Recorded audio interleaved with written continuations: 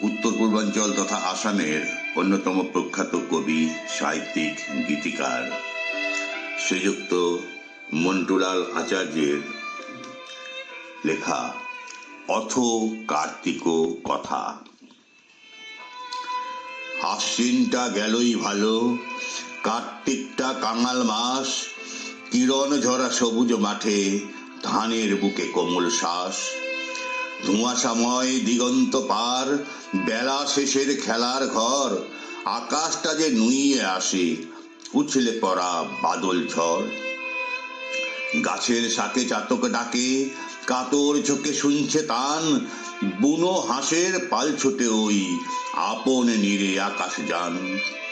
প্রজাপতির পাখায় নড়ে সপ্ত রঙের সূর্যের কলি, একলা ঘরে থাকাটা দায়, এই কথাটাই কাকে বলি।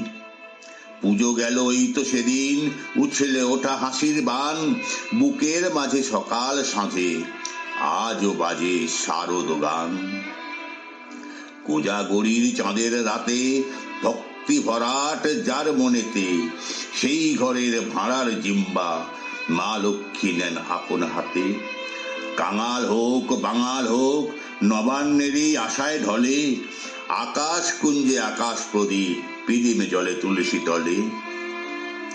আশ্বিনেতে রাধেন বাড়েন, কার্তিকেতে সবাই খান, বরদাতার আশিস ঢালি সবাই নাকি কুড়িয়ে পান।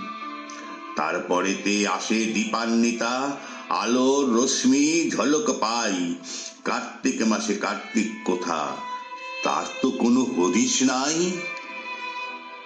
ধন্যবাদ।